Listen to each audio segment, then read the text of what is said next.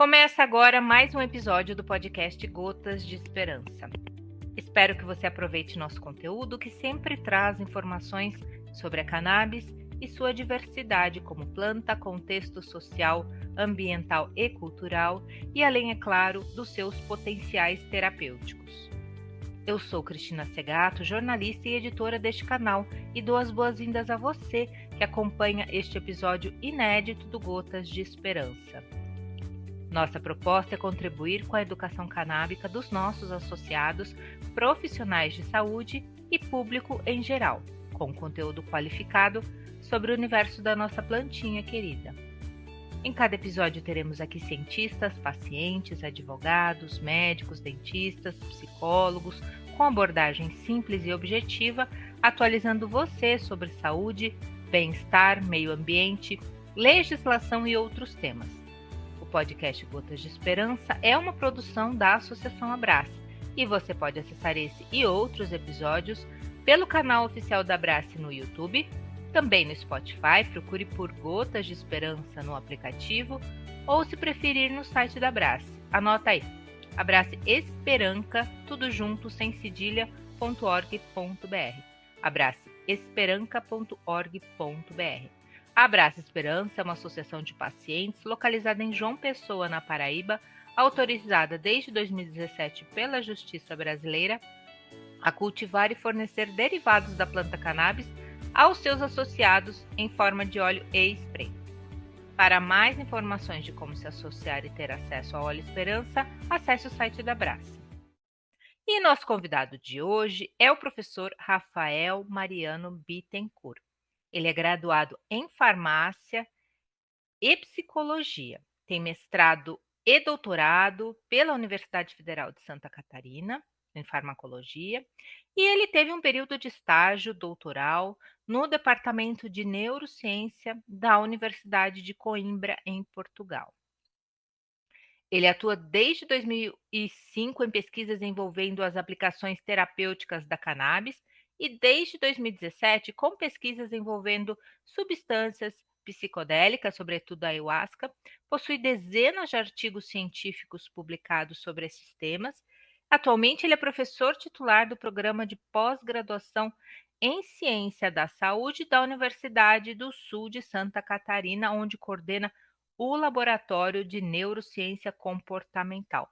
Olá, professor Rafael, tudo bem? Seja muito bem-vindo aqui no nosso programa. A gente agradece a sua participação aqui. Tudo bem com você? Opa, tudo bem? É um prazer estar por aqui. Agradeço muito o convite, né? E a oportunidade aí de bater esse papo contigo, Cris, e com todas que estiverem nos ouvindo aqui. Obrigadão mesmo. Combinado, vamos lá então. Doutor, você tem uma formação rara e valiosa, né? Farmacêutico e psicólogo, que é uma união aí de duas profissões extremamente importantes, tanto para gente que trabalha com a cannabis medicinal, quanto para a saúde em geral, né? Como que essas duas áreas dialogam com o seu trabalho como pesquisador e professor? Então, primeiro veio uma formação em farmácia, né? Contando só um pouquinho dessa historinha de uma forma bem rápida. E daí, na formação em farmácia, eu conheci a psicofarmacologia. Depois de uma breve crise existencial, quando me formei em farmácia, não me encontrei muito no ramo como farmacêutico propriamente dito. Eu fui me aprofundar aí nos estudos em psicofarmacologia, né? Foi onde eu comecei o mestrado em farmacologia e depois, na sequência, o doutorado. E daí, através da psicofarmacologia, veio a psicologia, né? Pela minha formação em psicofarmacologia, eu acabei inserido no universo da psicologia, tanto já nos estudos em ratinhos, lá na parte comportamental, quanto nas oportunidades de lecionar no curso de psicologia, né? A disciplina de psicofarmacologia. Eu fui ali, através dos alunos, conhecendo um pouquinho mais do curso e fiquei com muita vontade de fazer esse curso, e até que chegou o momento que eu fiz o curso. E hoje essa formação é muito interessante para mim, assim.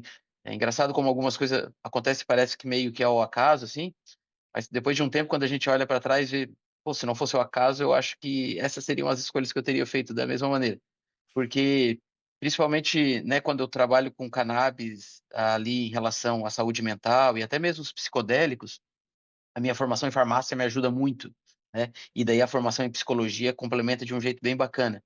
Então eu tento dialogar, né, a todo momento com essas duas formações, no sentido de tentar, entender melhor e propor alternativas que sejam interessantes e eficazes a partir desse entendimento, juntando aí, né, os saberes da farmácia, da psicologia e nesse tempero todo aí botando também a cannabis e os psicodélicos, que eu acho que dá uma liga boa, se misturam bem e pode trazer resultados muito interessantes, né, tanto é que não sou eu que estou dizendo isso, a ciência tem mostrado que esse é um caminho realmente promissor. Com certeza. E você estuda os efeitos terapêuticos da cannabis desde 2005. Como é que o conhecimento evoluiu nessas áreas nesses últimos anos? O que, que você pode destacar aí dessa sua experiência? Então, evoluiu bastante, né, a gente tem entendido cada vez mais a função do sistema endocannabinoide. Pô, eu lembro lá em 2005, assim, a gente sabia muito menos que hoje, né.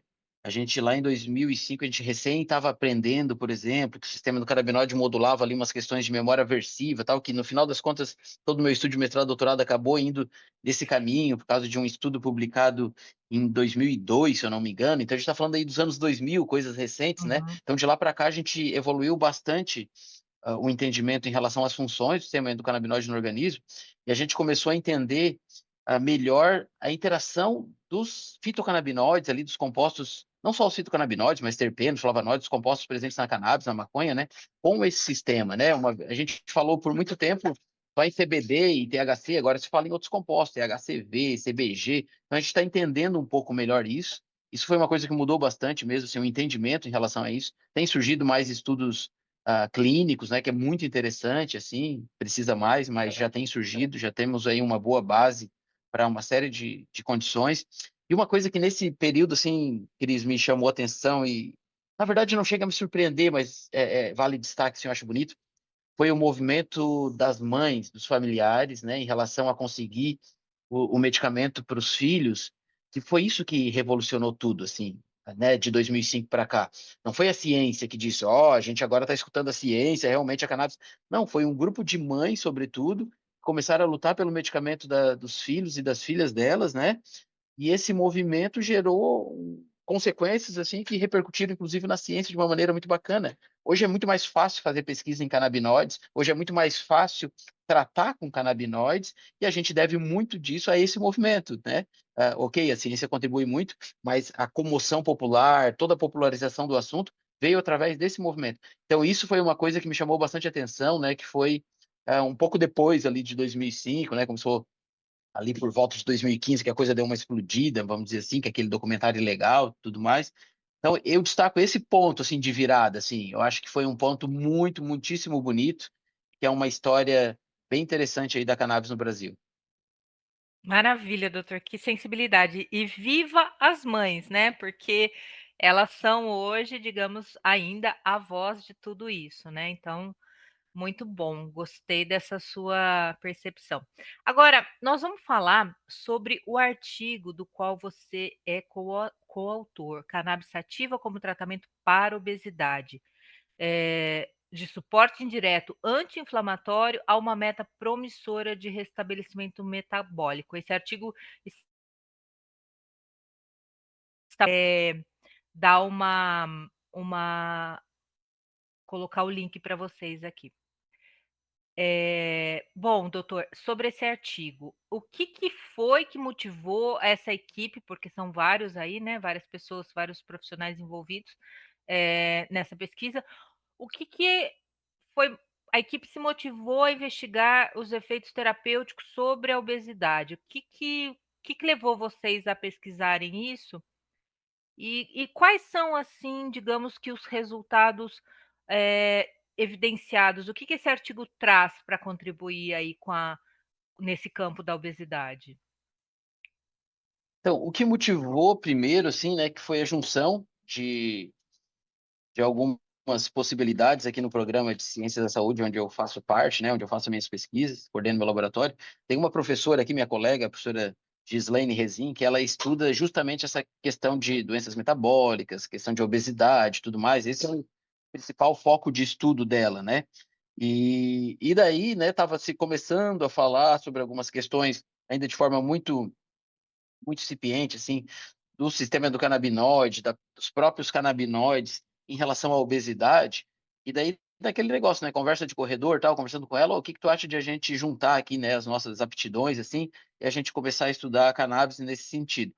E daí teve alunos de mestrado, doutorado que se interessaram pela ideia e foi assim que tudo começou, assim, né, a gente teve, né, partiu de uma oportunidade de uma pessoa que estudava isso aqui, minha vizinha de laboratório, junto com uma lacuna que tem, né, na ciência e com um assunto que estava começando aí a ser falado.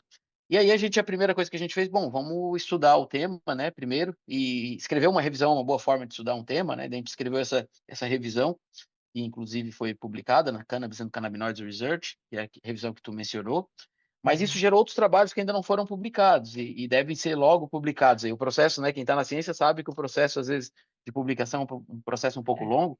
A gente tem uma revisão também com tetraidrocanabivarim, que é um fitocannabinoide aí bem interessante nesse sentido, né? E a gente está iniciando agora um estudo usando um medicamento, né, que tem aí preponderantemente esse fitocannabinoide, o THCV, num modelo animal de obesidade e tudo mais, então tem coisas sendo feitas. Mas o que a gente sabe já, né, e o cientista ele não dá tiro no escuro, né, a gente vai por caminhos onde a gente tem ali, né, uma fundamentação, tem algo que diz: "Opa, por aqui pode ser interessante", tem uma lógica, né, do ponto de vista científico. Então esse caminho a gente está indo porque tem essa lógica. Porque tem estudos já mostrando, por exemplo, esse THCV é um dos fitocannabinoides, é um dos compostos mais interessantes para estudar nesse sentido, assim, da obesidade. O tetraidrocanabivarim, ele em doses baixas, por exemplo, ele tem uma ação ali meio antagonista do CB1, e isso faz ações anorexígenas, né, tem gente que até que fala o Ozempic da cannabis, eu não gosto muito de usar esse nome, mas enfim, tem gente que fala. E porque ele realmente tem essa ação que faz com que ele seja, de certa forma, semelhante, mas muito melhor do que um medicamento que saiu um tempo atrás, que era para obesidade, que era o Rimonabanto, chegou no Brasil como Acomplia, que era um antagonista de receptor CB1, que não está familiarizado aí com o sistema endocannabinoide, né, são fechadurinhas que tem ali no nosso cérebro, em que os fitocannabinoides se ligam nessas fechadurinhas. O Rimonabanto era um medicamento que foi feito para bloquear essas fechadurinhas, né? Ele bloqueava o sistema endocannabinoide, o nosso sistema de endomaconhas que a gente tem aqui, o Rimonabanto bloqueava. E ele era um bom anorexígeno, ele tirava a fome, né? A partir dessa ideia, pô, a cannabis dá fome, né? A famosa larica. Se a gente criar uma droga que bloqueie o sistema endocannabinoide, onde a cannabis atua, vamos dizer assim, será que a gente não vai ter um medicamento para a obesidade? E daí surgiu o Rimonabanto, realmente com ótimos resultados em relação à obesidade, só que ele teve efeitos colaterais muito importantes, como, por exemplo, isso foi lá para o início dos anos 2000, assim, tanto é que ele foi retirado do mercado, como, por exemplo, induzir uma depressão, né, ideação Hum, suicida, uma série desses problemas. tô Inclusive, vendo. nesse ponto, a gente começou a entender, assim, pô, bloquear o sistema de endomaconhas gerou depressão na pessoa, então esse sistema deve servir para isso, né, para dar essa vontade de viver, essa alegria. Daí a gente não pensou mais em bloquear esse sistema, né, mesmo que fosse para perder peso. Só que o THCV, ele tem essa ação antagonista sobre CB1 em baixas doses, só que é uma ação mais moderada e que não afeta essa parte relacionada a questões do humor. Então o THCV é muito Entendi. interessante, porque ele pode ter um efeito anorexígeno sem induzir depressão, por exemplo, né. E é um composto natural, um fitocannabinoide que está ali na planta, né, muito mais interessante ao meu ponto de vista, do que algo sintético, muitas vezes, por exemplo. Então, eu acho que dentre toda essa questão da cannabis na obesidade, que a gente traz na revisão, né, THCV é um ponto, é um ponto focal, assim, de se estudar mais. E aquele ponto que a gente traz na revisão, que a obesidade é uma inflamação, né, o corpo está inflamado ali, uma inflamação crônica, e a gente tem que ver a obesidade dessa perspectiva também da inflamação, porque uma inflamação vai afetar o cérebro, por exemplo, causar problemas relacionados à saúde mental, a própria depressão envolve essa questão de inflamação, aspectos cognitivos.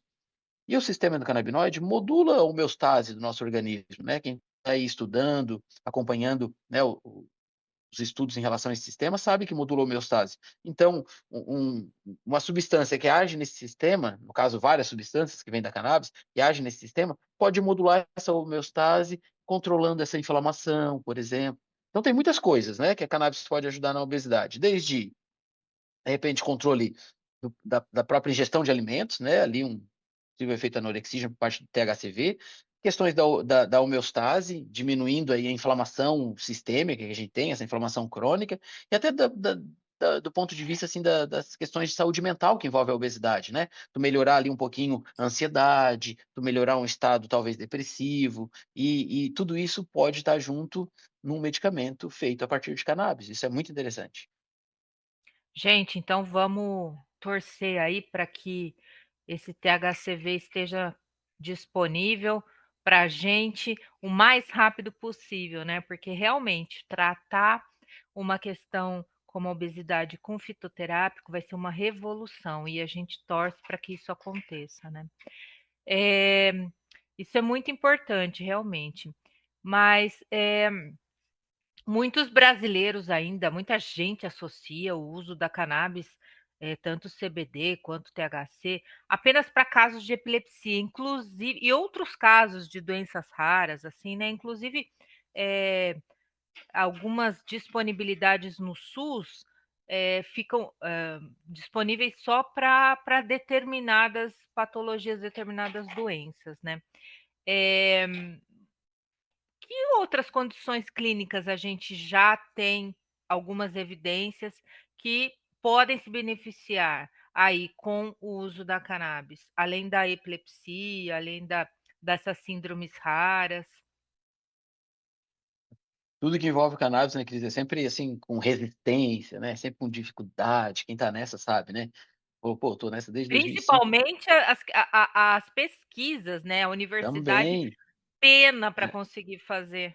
é difícil, fazer pesquisa. Agora, como eu falei, tá até mais fácil, assim, tá um pouquinho mais acessível, mas até só fazendo um parênteses aqui, quando a gente fazia pesquisa lá em 2005, no laboratório de psicofarmacologia lá da UFSC, orientado pelo Dr. Reinaldo Takahashi, a gente importava um CBD e ele vinha de forma ilegal, tipo as mães lá que conseguiram, né, no documentário ilegal, os primeiros tratamentos foi de forma ilegal, a gente era a mesma coisa, assim, porque a gente pedia, ninguém sabia o que era CBD, chegava, passava, tudo certinho, a partir do momento que ficou um pouquinho mais popular, até dificultou um pouco no início as pesquisas. Então tudo é muito difícil, né? Mas tem já bastante trabalho científico apontando para outras direções que não só a epilepsia, né? E é aquilo que eu falo, assim, às vezes a pessoa fala, mas então a cannabis é bom para tanta coisa assim mesmo, da epilepsia, para dor, funciona para tudo? Não, não é uma panaceia, não funciona para tudo, obviamente, mas se tu entender o sistema do canabinoide, né, se tu saber as funções que esse sistema tem no nosso organismo, são muito amplas e importantes, tu vai entender que qualquer coisa que atuar ali vai ter um potencial amplo também, né, farmacoterapêutico. Por isso que a cannabis tem esse potencial, porque ela atua num sistema que é muito importante para o nosso organismo. E para além da epilepsia, tem as questões do controle de dor, né? Dor crônica, fibromialgia mesmo, eu tenho visto resultados assim muito, muito interessantes. A gente está para começar uma pesquisa com fibromialgia e mostra resultados assim, muito interessantes. A pessoa com fibromialgia tenta muitos medicamentos às vezes e não funciona direito, assim, nenhum ajuda de fato, assim, de uma maneira, né, que a pessoa se sinta satisfeita. E os medicamentos com cannabis têm ajudado muito nessa questão, né, da fibromialgia, por exemplo. Os próprios outros transtornos, né, relacionados à saúde mental, como depressão, eu acho que tem um caminho promissor. Eu vou começar agora uma pesquisa, por exemplo, de doutorado. O meu aluno Linério, que é médico e atua nessa área também, a gente vai fazer uma pesquisa envolvendo pacientes com depressão, assim, né, porque a gente acha que ali pode ter resultados muito interessantes, né. Outro caminho, falando de alguns caminhos aqui dentro das minhas áreas, né, outra pesquisa de doutorado que eu vou orientar, de uma aluna minha que é psiquiatra, a Lisiane, ela vai estudar o canabigerol, né, que é um dos compostos ali, um dos fitocannabinoides, que ainda está começando a estudar, sabe-se pouco, no TDAH, em adolescentes, transtorno de déficit de atenção e hiperatividade, porque tem alguns caminhos ali. Então, tudo isso que eu estou falando tem poucos estudos, mas eu não tenho dúvidas de que daqui a alguns anos, tipo 5 anos mais, já vai ter muito mais estudos fundamentando, tanto quanto a gente fundamenta a questão da epilepsia. Eu vou usar agora, também fazer orientar um outro projeto, que também é de doutorado, do aluno Yuri, que a gente vai ver creme de cannabis na cicatrização de feridas, né. Então olha só, tem um espectro de potencial muito, muito grande. Por quê? Por causa das funções na homeostase, funções anti-inflamatórias, né, antioxidantes, aí tu pode atuar em muitos caminhos mesmo, assim, né.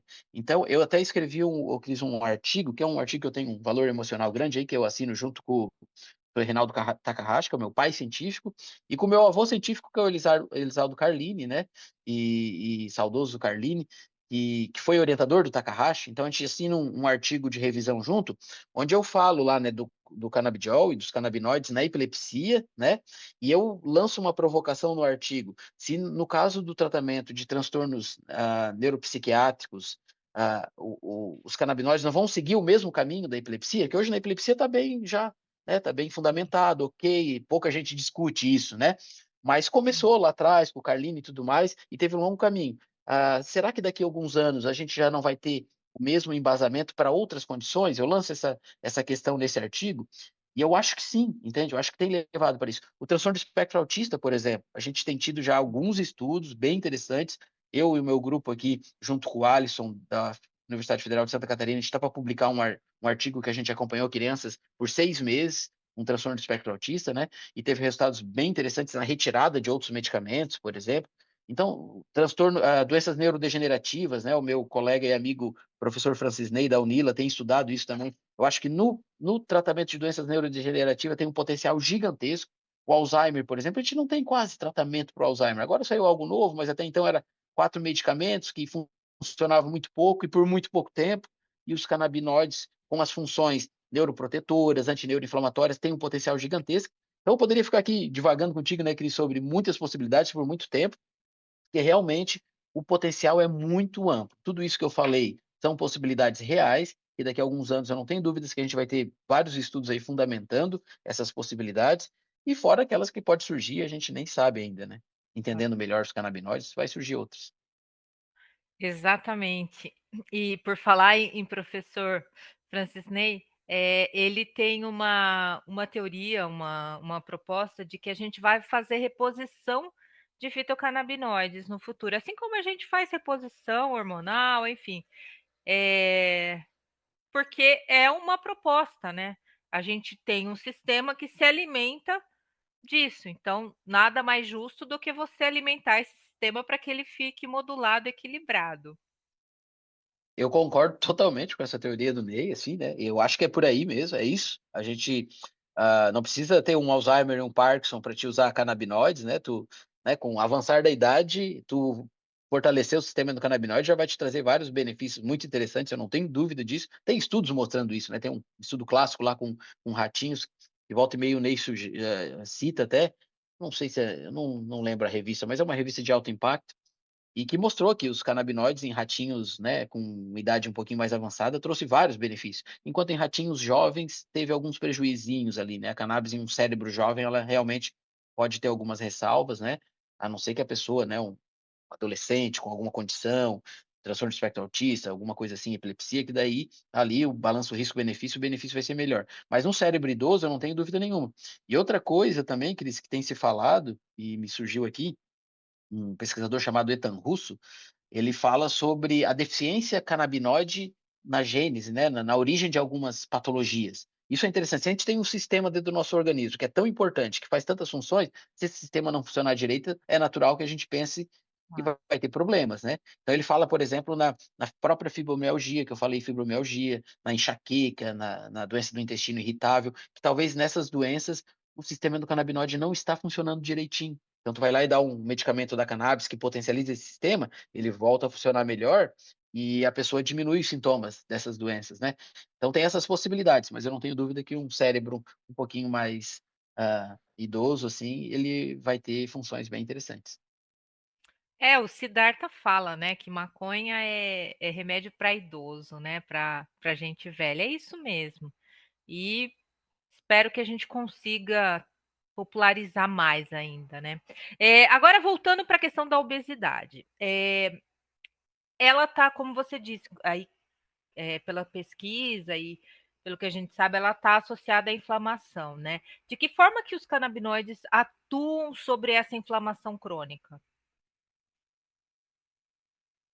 Então, os canabinoides, a gente sabe, né, do sistema endocannabinoide com uma função muito grande na homeostase, no nosso organismo, e os fitocannabinoides, os compostos ali que vêm da cannabis, da maconha, que atuam nesse sistema que a gente tem do nosso organismo, eles ajudam no controle dessa homeostase. E quando tu tem uma inflamação crônica, como no caso da obesidade, esse equilíbrio ele não tá funcionando direito, né? Tu tem uma resposta inflamatória ali crônica. A resposta inflamatória não é para ser uma coisa crônica, é para ser algo agudo, né? Que vem ali, nos protege, né? Repara tecido, tal, em uma situação específica. Não é para ficar assim cronicamente. Então tem um desequilíbrio ali da homeostase, né? Não está funcionando direito. E os fitocannabinoides, eles podem ir nesse sistema e melhorar isso, melhorar essa condição, diminuindo essa resposta inflamatória crônica, por exemplo, diminuindo o estresse oxidativo, no caso de neuroinflamação, por exemplo, também, porque uma pessoa que está obesa, é o corpo inteiro, inclusive o cérebro, pode estar inflamado, né? E daí os canabinoides a gente já sabe que vão lá e diminuem a inflamação do cérebro, inclusive, né? Melhora a resposta à insulina, isso é fundamental. Os canabinoides melhoram a acessibilidade à insulina, a insulina ali é importante pra caramba nesse controle homeostático aí relacionado à obesidade, e às vezes a pessoa vai ficando mais insensível, né? Vai perdendo a sensibilidade à insulina. Os canabinoides podem ali e melhorar essa afinidade ali, essa sensibilidade da insulina, né? Então tem muitas situações que os canabinoides vão atuar dentro da obesidade, né? Ah, aumentar, por exemplo, termogênese, reduzir lipogênese, uma série de coisas.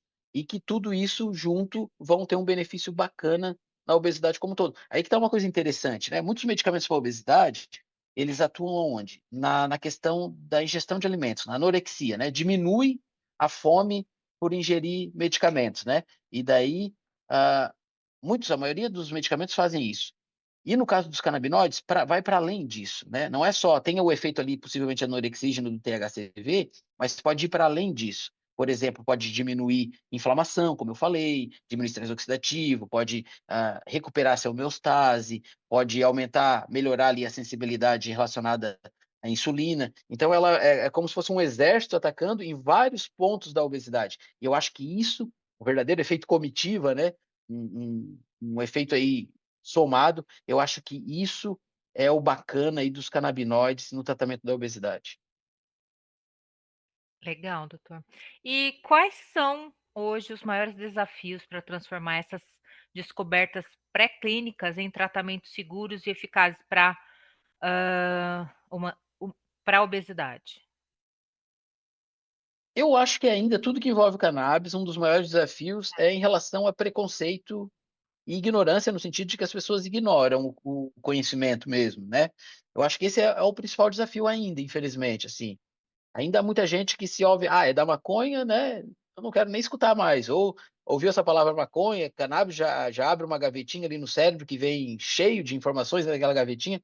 Eu falo para os meus alunos: eu vou falar de maconha hoje para vocês, mas é o seguinte, a gente vai abrir a gavetinha que tem aí, eu sei que vocês têm algumas informações aí dentro, a gente vai limpar essa gavetinha e começar a colocar de novo, vamos organizar essa gavetinha, né, vamos começar a colocar, conhecimento com base científica, né, não aquele tipo síndrome de Chicó, né? Não sei, só sei que é assim, né? Maconha mata neurônio. Da onde tu sabe isso?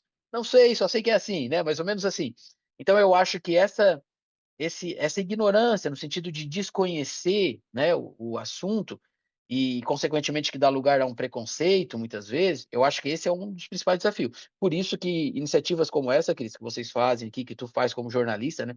Eu acho que é fundamental, assim, porque nós cientistas a gente às vezes tem dificuldade em sair da nossa bolha, né? A gente não sabe comunicar os nossos achados para a população geral. Isso prejudica a gente pra caramba, assim, né? Porque quando corta as verbas da ciência, ninguém se importa, porque não sabe o que a gente está fazendo, né?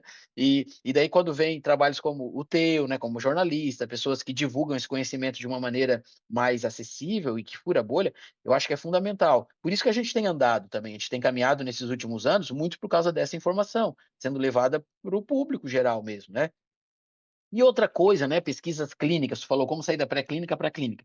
Pesquisa clínica é caro, Cris, é caro pra caramba, assim, custa muita grana fazer uma pesquisa com pessoas.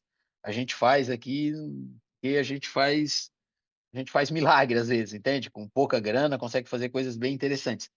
E daí, para ter pesquisa clínica, precisa de investimento, né? E para ter investimento, precisa ter, desde ter menos preconceito, por exemplo, né? Pessoas interessadas em investir. E às vezes não há tanto interesse assim, em investir muitas vezes em questões da cannabis, porque não é um produto que tu pode patentear, que talvez vai dar muito retorno. Então tem tudo isso, entende? Mas, tem melhorado, tem bastante gente já investindo em pesquisa, aqui mesmo no Brasil está começando um pouquinho mais, tem pesquisa surgindo. Então assim, hã, com com com o conhecimento evoluindo nesse sentido, eu acho que as pesquisas naturalmente também vão aparecer mais e consequentemente esse acesso, né, esse rompimento dessas barreiras vão acontecer também de uma maneira mais interessante, assim. Mas eu acho que os principais desafios hoje é esse, iluminar, né, no sentido de levar conhecimento onde ainda há muita ignorância, e através disso também, lutar aí por financiamentos e financiamento que faça acontecer de fato pesquisas clínicas que a gente precisa realmente. A gente precisa de mais pesquisa clínica nessa área. Mas eu acho que está no caminho, vai acontecer. Daqui uns 10 anos, a nossa conversa vai ser completamente diferente, por exemplo, não tenho dúvida. Assim como 10 anos atrás, essa conversa seria muito diferente também. E as coisas têm sido tão rápidas ultimamente, que eu falo 10 anos, mas talvez não precise tanto assim, né. É, eu também acredito nisso. Acho que o ano passado, 2024, aqui no Brasil, nós tivemos avanços significativos em termos de regulamentação, né. O cânhamo está regulamentado, ou seja, em breve a gente vai poder ter, cultivo de cânhamo no Brasil.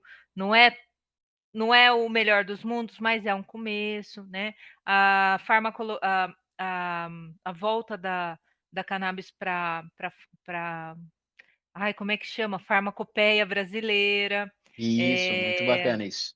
os Muito simbólico, né. veterinários já os veterinários também, assim, ok, vocês que fizeram todos esses anos, né, os médicos veterinários prescreveram cannabis, assim, estavam ali com a espada na cabeça, mas foram lá e tanto é que hoje tem muito avanço na área da veterinária, né. Então é isso mesmo, a gente vai ter daqui 10 anos talvez outro papo, né, que eu espero, que eu acho que está a passos lentos, mas a gente está conseguindo. E quando você fala da produção de divulgação científica, de trabalho de conteúdo educativo, que outras pessoas fazem também, não só eu, eu fico pensando, é tão às vezes eu me pego repetindo a mesma coisa, falando sobre o mesmo tema, e é incrível como que ainda a gente precisa reforçar, reforçar, reforçar e bater. Há evidências científicas, cannabis é segura, cannabis não causa morte de neurônios, são coisas que você tem que ficar batendo a cada entrevista, a cada conteúdo, para tentar abrir a cabeça de certas pessoas aí, enfim, da sociedade que ainda acha que derrubar esses mitos, né, que a gente vem aí também de uma história de proibição, e de martelar martelar aí nessa ideia de que, tem tudo isso, né, cannabis mata neurônio, cannabis vicia, cannabis é a porta de entrada, sendo que tudo isso já caiu por terra, cientificamente, estatisticamente, enfim, do jeito que vocês quiserem, né. É doido, né, Cris, porque é isso mesmo, assim, a gente vive num momento, eu também tenho esse sentimento, a gente tem que realmente estar repetindo várias vezes a mesma coisa e tudo mais, mas a gente vive num momento que eu falo que é meio paradoxal, né, porque a gente tem tanta informação aí disponível, tanta informação, e ao mesmo tempo é um momento que a gente precisa, parece cada vez mais dizer o óbvio, né, não só na questão da cannabis, mas muita coisa, né, precisar dizer o óbvio, gastar energia dizendo o óbvio, assim, isso cansa um pouco mesmo, mas, né, é preciso, então a gente faz, né, porque eu acho que e é por aí o caminho, não tem outro jeito mesmo, assim, trabalhando nesse tipo de trabalho de formiguinha, assim, falando óbvio muitas vezes, trazendo informação, né, colocada de uma maneira responsável, e bacana, e que principalmente que chegue nas pessoas, eu acho que é por aí mesmo, Cris. Maravilha. E você como docente, como professor, você acha que, os cursos de graduação, da área de saúde, até da área de humanas, estão inserindo pautas, cadeiras, matérias de sistema endocannabinoide, de guerra às drogas? Você acha que a universidade está se abrindo mais para esse tema ou ainda está devagar? Então, aí eu acho que tem um gargalo bem grande, entende? Eu acho que era para estar mais, era para estar melhor, entende? Eu acho que está muito lento e tem muito pouco ainda, tem poucas iniciativas nesse sentido. Eu, né, quando eu leciono na graduação aqui nos cursos de medicina, curso da saúde em geral, psicologia, farmácia, fisioterapia, enfim, eu falo sobre o sistema endocannabinoide sempre. Nunca está na emenda, nunca, né? Nenhuma disciplina. Vou dar psicofarmacologia, não tá. Vou dar psicofisiologia, não tá. Nenhuma emenda tem isso, né? Mas eu falo, eu trago em alguma aula, eu faço questão de falar isso, porque eu sei que talvez vai ser a única vez na formação deles que eles vão ouvir falar disso. Mas porque eu sou um pesquisador da área, né? Qualquer outro professor seguiria ali a emenda certinho e não falaria disso. E eu propus aqui no nosso programa, né, no programa de pós-graduação em Ciências da Saúde, eu tenho uma disciplina para os alunos de mestrado e doutorado, que é endocannabinologia aplicada à saúde. Então, uma disciplina inteira falando só sobre isso. E tem outras, né? Eu sei que tem outras no Brasil, mas são muito poucas ainda. E eu consegui propor no programa de pós-graduação, porque é onde eu tenho mais liberdade para propor a minha disciplina e tal. Na graduação já é um pouquinho mais burocrático, não é tão simples. Então, Cris, eu acho que falta bastante, tá? Eu acho que a gente tem um, um problema nesse sentido aí de formação mesmo. Tem poucos cursos na área da saúde, na área das humanas, enfim, abordando esse assunto. Tá, tem professores que vão lá e levam esse assunto por vontade própria, mas a gente precisa ter na emenda da disciplina, a gente precisa ter no plano Nossa. curricular do curso, entende? Isso lá. Pô, como é que eu vou formar alguém em saúde e não vou falar de sistema endocannabinoide? Entende? É uma deficiência de formação gigantesca. A pessoa passar um curso inteiro de medicina, 6 anos, em nenhum momento ele ouvir falar de sistema endocannabinoide, ou o quanto esse profissional vai estar até desatualizado quando ele sair no mercado de trabalho. E é o que tem acontecido, né? As pessoas têm procurado uma formação complementar, formação extra nesse sentido. Mas não, tem que estar na formação básica já. Então, tu tocou num ponto que eu acho visceral, Cris, e que eu acho que precisa melhorar muito ainda. A gente poderia estar melhor, ainda mais falando de ambiente universitário, que teoricamente, né, as pessoas são um pouquinho mais cabeça aberta, que têm um pouco mais acesso ao conhecimento. Se nesse ambiente está difícil de chegar a esse conhecimento, imagina na sociedade, né? Então, olha o tamanho do nosso desafio. É isso aí, por isso que você está ali na linha de frente, viu? E fica firmão lá. Bom, doutora, a gente está chegando aqui no final da nossa entrevista. Queria pedir para você deixar sua mensagem, eh, suas considerações finais e te agradecer, sobretudo, por participar e trazer seu conhecimento aqui para a gente. Agradeço demais o convite, que prazer, né, bater esse papo aqui com vocês. E a mensagem que eu deixo assim, a quem, né, aquela a mensagem que já virou quase um mantra, assim, né, de a pessoa não precisar de não esperar precisar do medicamento para mudar de opinião, né, porque muitas vezes o Siddhartha fala isso, né, que a pessoa na dor ela fica esperta, né, ela fica inteligente, ela vai atrás, busca e pesquisa e tal, "Opa, isso aqui é bom para epilepsia", então e muda todo um pensamento. Não precisar disso, entende? Não Uhum. precisar do medicamento para mudar uma opinião. Vai atrás de conhecimento, né, procura se informar, procura abrir a cabeça, que eu acho que no caso aqui dos canabinoides, se esse movimento acontecer de uma forma ampla, vai melhorar para todo mundo. Vai melhorar para o paciente que precisa do medicamento, esse medicamento vai estar mais acessível para ele de alguma maneira, porque vai ser produzido no Brasil, porque vai ser mais barato. Vai melhorar para o cientista que precisa fazer pesquisa, que precisa de financiamento, vai ser olhado ali, né, com mais carinho para quem financia essas pesquisas. Então, eu acho que esse é o caminho, assim, buscar informação e não esperar a dor chegar para a gente ir atrás dessa informação. É mais ou menos por aí. Maravilha, doutor. Muito obrigada pela sua participação. Termina aqui mais um episódio do Gotas de Esperança, podcast produzido pela Associação Abrace, trazendo entrevistas e debates sobre o cenário do uso da cannabis terapêutica no Brasil. Toda semana, um novo episódio no canal oficial da Abrace no YouTube e também no Spotify. Te espero na próxima semana. Um abraço, até lá.